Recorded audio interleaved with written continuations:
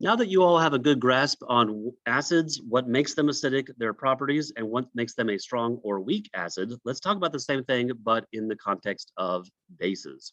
Bases, again, if you were to drink a weak base, obviously don't drink a strong base, that can kill you. If you drink a weak base, they're going to taste very bitter.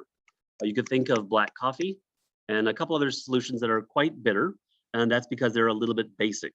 Um, the next one is they're going to feel, if you get a base on your hand and you rub it together, they're going to feel very slippery. Now, soap, hand soap is a base, and as you all know, hand soap or shampoo, when you put it between your hands and you lather your hands up, it feels very slippery. That's because, again, that is a basic compound. What we have also is that it is going to have a pH that is greater than 7, which it would be anything between 8 to 14. We also have the fact that they are going to turn red litmus paper will turn blue. Again, hence the color I'm using right now. Again, that's not a coincidence. And finally, they are caustic. Now, you may have seen this word, but a lot of you guys really don't know what that means. Caustic means it's not going to be very pleasant. For example, oven cleaner.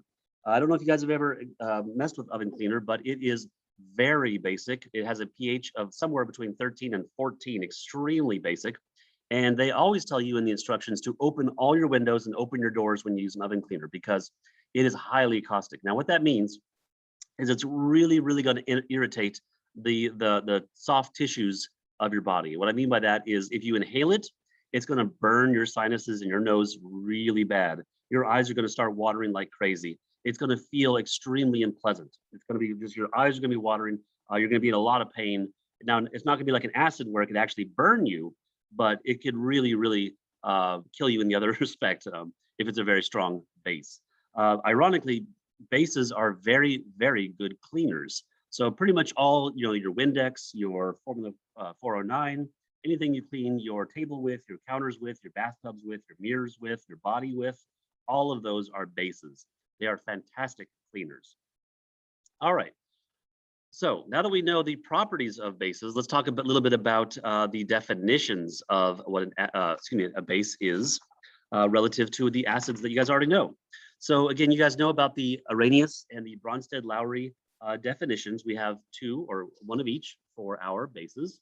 The Arrhenius definition is anything that would increase the OH minus concentration in a solution. So if I put a compound into water, it dissolves and the concentration of OH minus ions increases, then according to the Arrhenius definition, that would be a base, okay? Now, Bronsted-Lowry, again, those two gentlemen, they came up with their simultaneous definitions. And again, theirs is always a little bit easier. Basically, what they say is that anything that accepts a proton is going to be a base.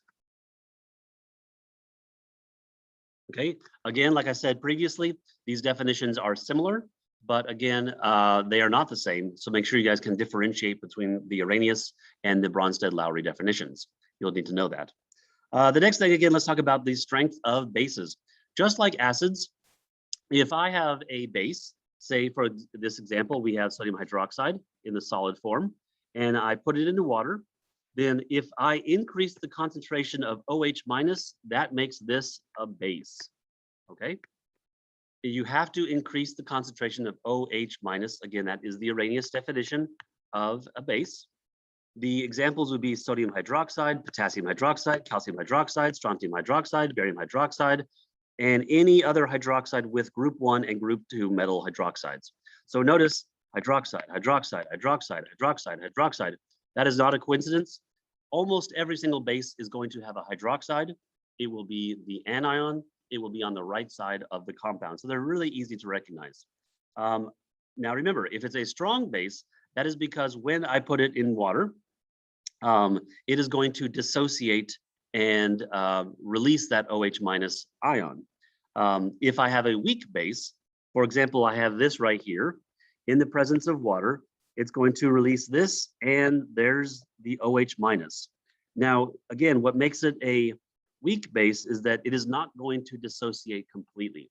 The proportion or the amount of OH minus that is dissociated from the original base is going to be rather small. Therefore, it's not a very strong base. Examples of this is ammonia. Ammonia, that's what's in your Windex and your window cleaners. You don't want to use this on your tinted windows in your cars because it will actually distort the tint. We have this and we have that. Those are all weak bases. So again, you guys just need to know those. Typically, if you see a hydroxide, as you guys can tell, it's going to be a strong base. If it doesn't have a hydroxide but behaves as a base, then it's probably going to be a pretty weak base. All right, guys, thanks again.